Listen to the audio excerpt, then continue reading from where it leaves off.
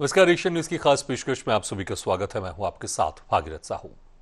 मध्य प्रदेश में लगातार बढ़ते डिजिटल युग में साइबर अपराधों को रोकने और डेटा को सुरक्षित करने के लिए राजधानी भोपाल में बड़ा मंथन हुआ।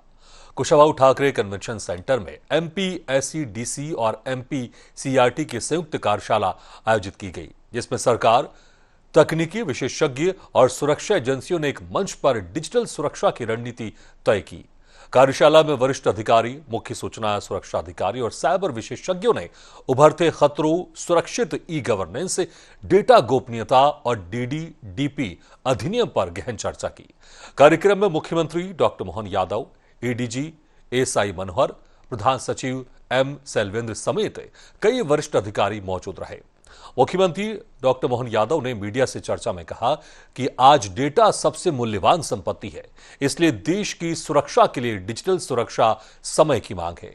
उन्होंने चेतावनी दी कि भविष्य में सुरक्षा में चूक होने पर भारी पेनाल्टी लगाई जाएगी। मुख्यमंत्री ने एक बड़ी घोषणा करते हुए कहा कि मध्य प्रदेश सरकार अब military college of communication and engineering MHOW के सहयोग से साइबर सुरक्षा रिसर्च सेंटर स्थापित करेगी। यह केंद्र अनुसंधान, नवाचार और कौशल विकास में राज्य को नई दिशा देगा। कार्यशाला के निष्कर्षों के आधार पर अब राज्य की साइबर सुरक्षा व्यवस्था को और अधिक सुदृढ़ करने के लिए विशेष कार्य योजना तैयार की जाएगी। तो इसी खास मुद्दे पर हम चर्चा करेंगे, लेकिन पहले डॉक्टर मोहन यादव ने क्या कुछ कहा, आपको सुना देते हैं। आज के इस अवसर पर जब हम प्रदेश साइबर सुरक्षा को प्राथमिकता दे रहे हैं, तो मैं मानूंगा कि आज के इस पूरे कार्यशाला के माध्यम से हम ठोस निर्णय तक पहुंचेंगे। मेरी अपनी ओर से खासकर ये बात सही है कि राज्य का डेटा यह सबसे मूल्यवान संपत्ति होता है और आप सबके माध्यम से हम निश्चित रूप से इस पर सफलता के साथ आगे बढ़ेंगे। मध्य प्रदेश सरकार मध्य प्रदेश के महू में military college of telecommunication engineering एवं शैक्षणिक संस्थानों के सहयोग से राज्य में साइबर सिक्योरिटी रिसर्च सेंटर स्थापित करेगी। मैं ये घोषणा कर रहा हूँ अपने राज्य के अंदर। ये रिसर्च सेंटर केंद्र साइबर सुरक्षा, अनुसंधान, नवाचार, कौशल विकास की दिशा में एक महत्वपूर्ण आधार बनेगा। साइबर खतरों की समय पर पहचान और निगरानी में आधुनिक सुरक्षा व्यवस्था स्थापित करने में भी इसकी महती भूमिका होगी।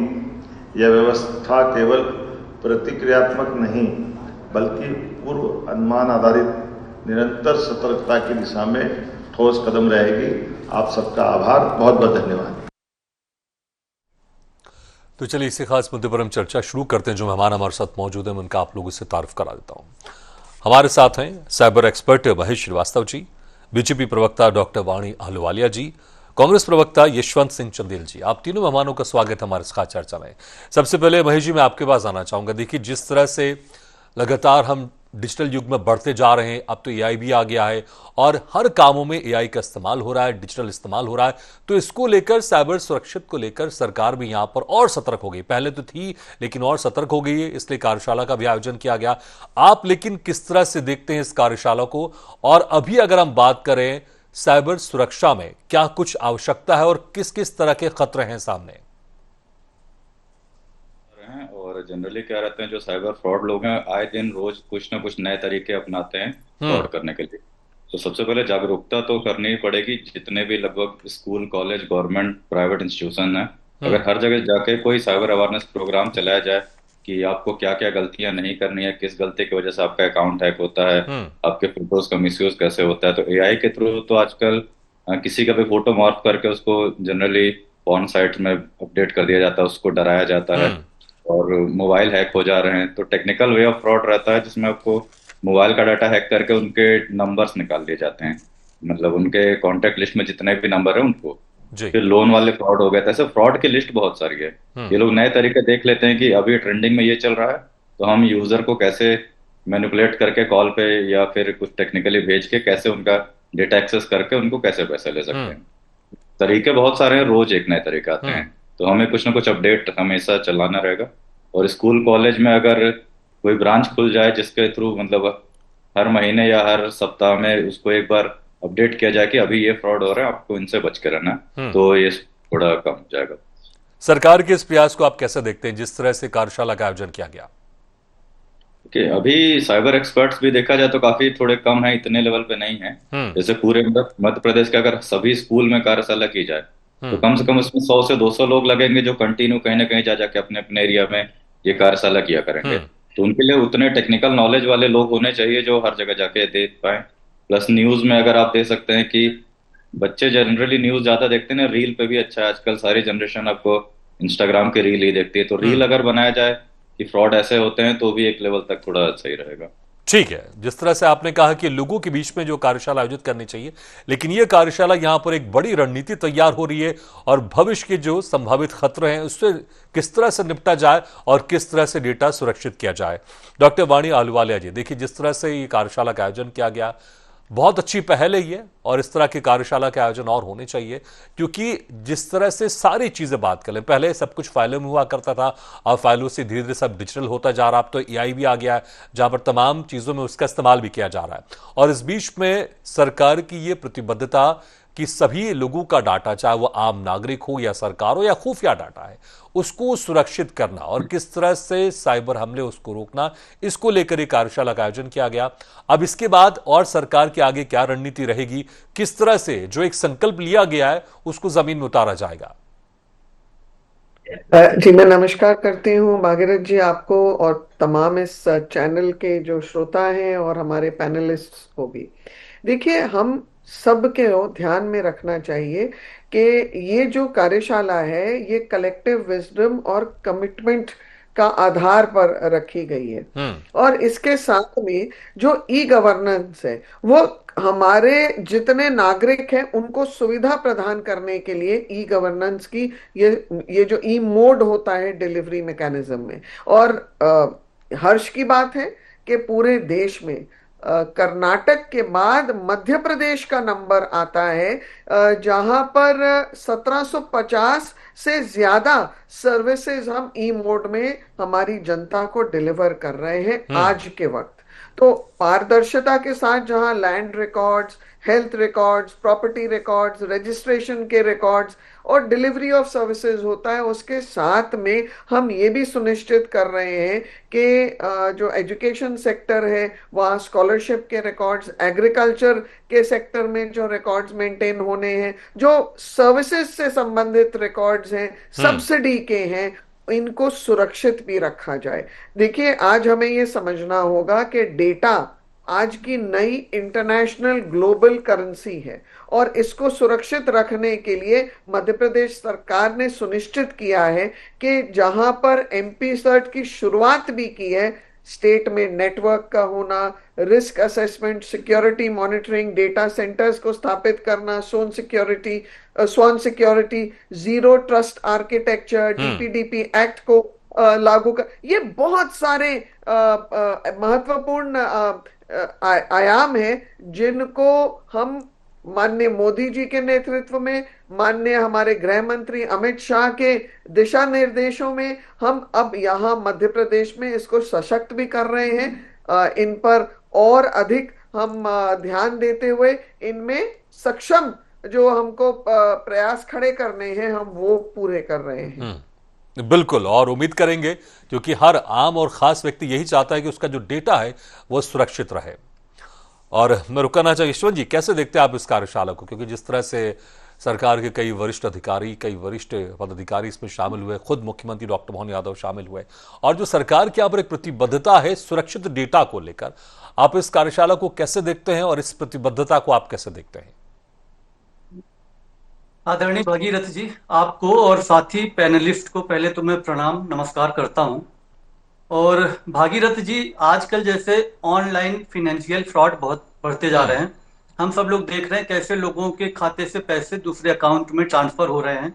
फिशिंग बढ़ती जा रही है, मतलब सेम नाम की वेबसाइट बना के डिजिटल अरेस्ट बढ़ता जा रहा है, हैकिंग बढ़ती जा रही है, सोशल मीडिया फ्रॉड बढ़ता जा रहा है, रैमसवेयर बढ़ता जा रहा है, कंप्यूटर को लॉक करके और उससे जो फिरौती मांगी जाती है। ये घटनाएं लगातार continuously day by day increase होती जा रही हैं। लेकिन जिस तरह से आज माननीय मुख्यमंत्री जी ने वहां पर केवल घोषणा की है, तो मुझे यह लगता है कि यह घोषणा और केवल इवेंट ना बनकर रह जाए भागीरथ जी। वो मैं ऐसा इसलिए कह रहा हूं भागीरथ जी, क्योंकि इसी तरह की एक कार्यशाला 2022 में भी ऐसी ही वर्कशॉप हुई थी। 12 सितंबर 2022 को हुई थी। 10 दिवसीय वर्कशॉप थी, जिसमें 60 से ज्यादा अधिक पुलिस कर्मचारी और अधिकारी ये सब लोग शामिल हुए थे। लेकिन उस कार्यशाला में जब वो कार्यशाला हुई और उसके बारे में जब बात की गई, तो उसमें जो मुख्य मांगे जब रखी गई, तो उनका आज तक क्या हुआ, उस पर क्या क्या इस सरकार ने किया है, उसका आज तक हमको पता नहीं है। उसमें कितने साइबर विशेषज्ञ अभी तक भर्ती किए गए हैं। वानी जी, आप के पास आऊंगा इनके बाद। साइबर एक्सपर्ट अभी बता रहे थे कि हमारे यहाँ पर बहुत ज्यादा साइबर एक्सपर्ट्स की कमी है। तो कितने साइबर एक्सपर्ट अभी तक आपने भर्ती कर लिए हैं, कितने साइंटिफिक फॉरेंसिक लैब आपने स्थापित किए हैं, इन सब के बारे में भी आपको बताना चाहिए। इनके बारे में आपको डेटा देना चाहिए, जो कि अभी तक इस सरकार ने नहीं दिया है। हमारी तो मांग है बतौर मुख्य विपक्षी भागीरथ जी, कि साइबर पुलिस में जो भर्तियां हैं, जो पद रिक्त हैं, उन रिक्त पदों की भर्ती तत्काल की जाए। और जो भी, अगर जिस भी व्यक्ति के उसमें साइबर फ्रॉड होता है, उसको एक टाइम फ्रेम बाउंड किया जाए कि आप विद इन 10 दिन या 20 दिन या 30 दिन के अंदर उस केस को आप रिजॉल्व करेंगे। और अगर ये सरकार चाहे, अधिकारी कर्मचारी चाहें इसको ठान के, तो ये काम ये कर सकते हैं, बशर्ते इनको ये करना अगर ये चाहें। ठीक है, जवाब लेते हैं। वाणी जी, वो कह रहे हैं कि ये जो कार्यशाला सिर्फ कई इवेंट बन के ना रह जाए, और कुछ पुरानी कार्यशाला का भी जिक्र कर रहे हैं। भागीरथ जी, अगर डिबेट में बैठने से पहले मेरे काबिल प्रवक्ता पूरी जानकारी हासिल करके नहीं बैठेंगे, तो तब वो गलत ही बोलेंगे। जो कार्यशाला आज हुई है, इसमें डोमेन एक्सपर्ट आए हैं, एनजीडी के एक्सपर्ट आए हैं, एनआईसी एनएफएसयू के एक्सपर्ट्स आए हैं, इंडस्ट्री के एक्सपर्ट्स आए हैं। ये क्यों आए हैं? क्योंकि जो काम हम कर रहे थे उसमें पहले लेवल के रिस्पांस से बढ़कर हम आगे का, हम नीतिगत तरीके से, संस्थागत तरीके से उस रिस्पांस को स्थापित करने में, उसको सशक्त करने में, यहां पर कैसे हम उसकी अवेयरनेस, उसकी ट्रेनिंग और अच्छे से कर सकते हैं। मैं क्या है, जब आप प्रिपेयर्ड नहीं रहते हैं विषय के लिए, तो आप गलत तथ्य बोल देते हैं। आज एक्सपर्ट्स आए हैं आर्मी से, मऊ से। आज एक्सपर्ट्स आए हैं एनएफएस अहमदाबाद से। आज इंडस्ट्री से आए हैं, विभाग के सीईओज आए हैं। मैं आपको कुछ जानकारी दे रही हूं। साइबर हेल्पलाइन 3 गुना बढ़ी है मध्य प्रदेश में। 137 करोड़ जनता के पैसे बचाए हैं। 2021 में लगभग 550 करोड़ रुपए की शिकायतें थी। 2024 में ये शिकायतें बढ़ी हैं और उनके ऊपर तत्काल कार्रवाई भी बढ़ी है। पर कार्रवाई करने की साइबर अपराधों में एक प्रक्रिया है, वो सामान्य नहीं है। इसीलिए मेरे काबिल मित्र को यह भी समझना चाहिए कि हम क्या क्या कर चुके हैं। क्या उनको पता है कि 0 एफआईआर दर्ज की थी 5 महीने पहले, और उसके बाद ये संख्या बहुत बढ़ी है? उनको क्या पता है कि साइबर अवेयरनेस की जो हम कार्य कर रहे हैं प्रदेश में, लगभग 25 लाख जनता तक पहुंच चुके थे, और एसबीआई के साथ किया है। गांव में मोबाइल रथ का उपयोग किया है। 1930 साइबर क्राइम रिपोर्टिंग नंबर है। पर यशवंत जी, जब हम साइबर क्राइम के प्रति कुछ रिपोर्टिंग करते हैं, तो जरूरी है कि हम 15 से 20 मिनट के अंदर उस रिपोर्ट को दर्ज करें, ताकि वो तुरंत पैसे वापस हो जाएं। उसके बाद वो एक प्रक्रिया अनुसार उसकी इन्वेस्टिगेशन के बाद होते हैं। हम मध्य प्रदेश में operation matrix, operation phase, fast, खत्म, नयन, ये कई प्रोजेक्ट्स हैं जिनको लॉन्च किया है। ऑपरेशन नयन यौन पीड़ितों के लिए, बच्चों के लिए, महिलाओं के लिए है। फेज और फास्ट में जो 100 और 150 सिम बल्क में खरीदते हैं, उनका पर्दाफाश होता है। खरीदने वालों को अंकुश लगाया जाता है, उनको पकड़ने के लिए है। 24 जून को भी हम एक सेफ क्लिक 2.0 जो सेकेंड एडिशन है, वो लॉन्च होगा। आज 6 साइबर कमांडोज हैं इस प्रदेश में, और लगभग 38 और की स्थापना होगी, ये सिंहस्थ के पहले हो जाएगी, जिसमें हमारी ये संख्या 44 के दौर पर पहुंचेगी। आज मोहन यादव जी ने बहुत ठोस निर्णय और सशक्त कदम उठाए हैं। ये कदम यशवंत जी केवल कागज पर सीमित नहीं रहते हैं जैसे कि कांग्रेस की सरकारों में होता था। यहाँ पर ठोस कदम के परिणाम दिखते हैं जमीन पर, और इसीलिए मोहन यादव जी ने कुछ बहुत स्पष्ट निर्णय भी लिए हैं। भागीरथ जी, मिलिट्री कॉलेज ऑफ टेलीकम्युनिकेशन के सहयोग के साथ एक साइबर सिक्योरिटी रिसर्च सेंटर खोला जाएगा। केंद्र होगा साइबर सिक्योरिटी का, अनुसंधान का, रिसर्च का, कौशल विकास का। साइबर खतरे के ऊपर निगरानी बढ़ाई जा रही, आधुनिक सुरक्षा व्यवस्था स्थापित की जा रही है, और पूर्व अनुमान आधारित ये निरंतर सतर्क रहने की एक प्रक्रिया होगी। इसके लिए ठोस कदम उठाए जा रहे हैं। ये आपके जैसे इवेंट बाजी नहीं है। अब क्या करो यशवंत जी, जो आपने देखा है, जो अनुभव किया है, उसी का आप अनुमान लगाने की कल्पना कर सकते हैं। आपका दोष नहीं। यशवंत जी, बहुत सारी चीजें बताई डॉक्टर वाणी अनुवालिया जी ने कि किस तरह से सरकार साइबर फ्रॉड से निपटने के लिए तैयार है, और मुझे लगता है कि आम जनता भी इन चीजों को नहीं उसको पता होगा। जिस तरह से वाणी जी ने बहुत डिटेल में बताया कि प्रदेश की सरकार किस तरह से साइबर फ्रॉड से निपटने के लिए तत्परता के साथ कार्रवाई कर रही है, और इस कार्यशाला के बाद उसमें और तेजी आएगी। आदरणीय भागीरथ जी, एसी में बैठकर समझाना और बड़े बड़े इवेंट बताना, इससे जमीनी धरातल पर चीजें सही नहीं हो पाती। मैं आपको अपडेट, वाणी जी ने सब कुछ कहा, लेकिन उन्होंने 2022 में जो कार्यशाला हुई थी उसमें भी इतने सारे एक्सपर्ट आए थे, उन्होंने भी बहुत सारा यशवंत जी, वो पुलिस के लिए थी, ये पूरे विभागों के लिए है। ये पूरे विभागों को के लिए आयोजन है। अब मैं आपको बताता हूँ, आप क्या सड़क पे आयोजन करते हैं ट्रेनिंग के? क्राइम इंडेक्स है, आपने जिसमें भारत में जो साइबर क्राइम हो रहा है, ये बताइए, वो 10वें नंबर पर है। मतलब भारत जो में 10वें नंबर पर है जहां पर साइबर आपके क्राइम सबसे ज्यादा हो रहे हैं। प्रदेशों में आदरणीय भागीरथ जी, कोई सड़क पर खड़े होकर वहां पर देते हैं ट्रेनिंग। 2022 में जब ये कार्यशाला हुई थी, तब से आज तक साइबर क्राइम 40% बढ़ चुका है। व्यवहार होता है, माहौल होता है। पूछना चाह रहा हूँ कि आप बातें तो बहुत बड़ी बड़ी कर रहे हैं कि हमारा ये है, हमारे ये एक्सपर्ट है। आज जो बेसिक इंफ्रास्ट्रक्चर होता है जो थाने में, जहां पर इनके पास क्या इंफ्रास्ट्रक्चर है, जो थाने में जो इस चीज को हैंडल कर रहे हैं, उनके पास बेसिक इंफ्रास्ट्रक्चर नहीं है, बेसिक कंप्यूटर, बेसिक चीजें नहीं है, बेसिक डिवाइस नहीं है उनपे, इस साइबर ठगी को, इस साइबर फ्रॉड को लगाम लगाने पे। आपने कहा कि साइबर क्राइम जो टोल फ्री नंबर है 1930 पे कॉल करने का।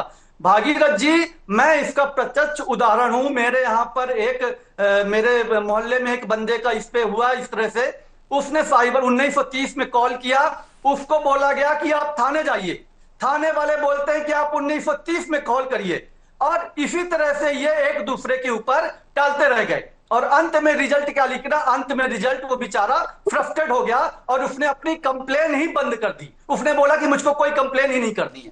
तो इस पर भी काम करिए आप। और फिर दूसरी बात है कि आपने कितना बजट खर्चा किया है। आज जगह जगह पे हमारे जो साथी एक्सपर्ट बात कर रहे थे कि यहाँ पर अवेयरनेस की जरूरत है। आपको गांव, स्कूल, जाऊंगा आपके पास, यहाँ पर जाके सबको एक्सपर्ट को इस पे आपको यहाँ पर अवेयरनेस करना है, यहाँ पर उनको जानकारी देना है कि बहुत सारे लोग तो अभी ये भी नहीं जानते कि साइबर क्राइम है क्या।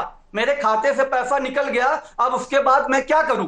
हर एक आदमी इतना पढ़ा लिखा, इतना एजुकेटेड तो नहीं है। उसके लिए आपने क्या किया, कितना बजट रखा है आपने उसके लिए, ये तो बताइए। ठीक है, जवाब ले लेंगे। ठीक है, बिल्कुल जवाब ले लेंगे, लेकिन वाणी जी आपके पास जाऊंगा, लेकिन पहले महेश जी के पास भी जाना चाहूंगा। महेश जी, देखिए जिस तरह से तमाम चीजों को लेकर यहां पर एक संकल्प तो लिया जा रहा है, और यहां पर सरकार की जिस तरह से एक कोशिश की जा रही है कि किस पूरी तरह से, चाहे आम हो खास हो, हर किसी का डेटा सुरक्षित हो, और इसको लेकर एक बड़ी घोषणा भी की गई है मुख्यमंत्री डॉक्टर मोहन यादव की तरफ से कि साइबर सुरक्षा रिसर्च सेंटर स्थापित किया जाएगा। तो इसमें क्या कुछ होना चाहिए, किस तरह से इसमें होना चाहिए ताकि साइबर फ्रॉड पर और ज्यादा लगाम लग सके, लोग और ज्यादा जागरूक हो सके? तो किस तरह का ये रिसर्च सेंटर आपको लगता है कि होना चाहिए? क्योंकि साइबर फ्रॉड जनरली आप दो तरीके का मान सकते हैं। एक टेक्निकल वे ऑफ फ्रॉड होता है, जिसमें जो साइबर क्रिमिनल है उसको पूरी टेक्निकल नॉलेज है, वो लिंक बना के अगर भेजता है आपके मोबाइल का डेटा हैक कर सकता है, वो एप्लीकेशन बना के भेजता है, वो आपके मोबाइल का डेटा हैक कर सकता है, वो कुछ जीमेल अकाउंट हैक करके फोटोज वीडियोस मॉर्फिंग कर सकता है एआई का, तो ये टेक्निकल वे है।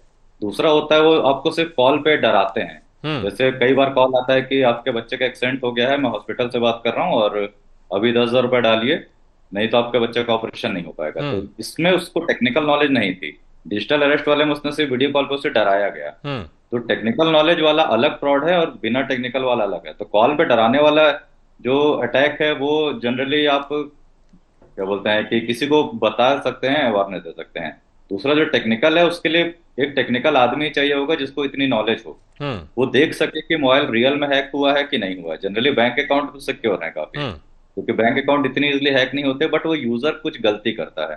तो इतना टेक्निकल नॉलेज वाला आदमी हर जगह होना चाहिए जो लोगों को बता पाए कि आपने ये गलती की, इन गलतियों की वजह से आपका मोबाइल का डेटा हैक हुआ है। और फोटो वीडियो के मॉर्फिंग में ज्यादातर मैंने देखा है लड़कियों के केसेस होते हैं, तो वो थाने भी जाना पसंद नहीं करती हैं कि उनके कोई वीडियो ब्लैकमेलिंग के लिए यूज हो रहा है। तो वो कई बार सोचते हैं कि कोई महिला थानेदार हो या कोई अकेले में उनसे बात कर पाए वैसा केस। तो इस टाइप के लिए कई जगह तो शायद पुलिस में खुला हुआ है साइबर का हेल्पलाइन, हम्म। और बाकी थानों में अगर खुल जाए जहाँ पे फीमेल के सिक्योरिटी के लिए थोड़ा ज्यादा विशेष कर ध्यान दिया जाए, नहीं ठीक तो है। वो सुसाइड ठीक है, अटेम्प्ट कर समय लेती कम हैं है, ज्यादा। लेकिन जिस तरह से आपने कहा कि कार्यशाला एक जन जागरूकता है, जो तमाम सुविधाओं की बात कर रहे हैं, वाणी जी आप जवाब दे दीजिएगा, संक्षेप में थोड़ा जवाब दीजिएगा आप। और रिसर्च सेंटर जो घोषणा की गई इसको लेकर भी आप अपनी बात रख सकते हैं संक्षेप में, लेकिन वाणी जी। देखिए भागीरथ जी, मैंने हम्म। पहले भी वक्तव्य में बताया कि लगभग 25 लाख जनता तक पहुंची है सरकार अपने जागरूकता अभियान में। स्टेट बैंक के साथ काम किया है, हम्म। गांव में मोबाइल रथ के द्वारा ये जागरूकता हुई है। पर हम्म। मैं हैरान हूं, अचंभे में हूं कि कांग्रेस प्रवक्ता ये कह रहे हैं कि आप एसी के कमरे में बैठकर आप ट्रेनिंग कर रहे हैं। तो मैं ये पूछना चाहती हूँ कि क्या कांग्रेस शासित प्रदेशों में ये बाहर नुक्कड़ पर खड़े होकर सड़क पर बैठ के ट्रेनिंग देते हैं? ट्रेनिंग का एक माहौल होता है, नियम होता है, साधन होता है, उसकी एक व्यवस्था होती है, उसका वातावरण होता है। वहां विशेषज्ञ आते हैं जो आज आए हैं, और जिस ट्रेनिंग की बात कर रहे हैं वो केवल पुलिस की थी। आज अन्य विभागों को जोड़कर ये हम्म। ट्रेनिंग मॉड्यूल और ये कार्यशाला बिल्कुल की गई है। कुछ आंकड़े जैसे साइबर कमांडोज के हैं उसके बिल्कुल ऊपर बिल्कुल वाणी जी, समय कम है, लेकिन जिस तरह से कार्यशाला में यहाँ पर बड़ी बड़ी बातें, यहाँ पर एक फैसले भी लिए गए, एक संकल्प भी लिया गया है, तो देखना होगा जमीन में किस तरह से उतरता है। जिस तरह से लगातार सरकार, चाहे आम हो या खास हो, इसकी साइबर सुरक्षा को लेकर चिंतित है, इसमें और तेजी किस तरह से आती है इस पर, और खासकर जो रिसर्च सेंटर यह स्थापित किया जाएगा ये किस तरह का होगा, और कैसे, चाहे एआई की बात कर लें या डिजिटल डेटा की बात कर लें, कैसे इसको और सुरक्षित बनाएगा। बहुत बहुत शुक्रिया आप तीनों मेहमानों का, महेश श्रीवास्तव जी, डॉक्टर वाणी जी और यशवंत जी, शुक्रिया हमारे खास चर्चा में शामिल होने के लिए। तो डिजिटल सुरक्षा अगर होगी उसके लिए एक मजबूत व्यवस्था की आवश्यकता है, और ये कार्यशाला उसी दिशा में आगे जा रही है। तो देखना होगा मजबूत व्यवस्था के साथ डिजिटल सुरक्षा और कितनी हो पाती है। इसी के साथ हमारे खास पेशकश में फिलहाल इतना, लेकिन खबरों का सिलसिला लगातार जारी, आप देखते रहिए एशियन न्यूज।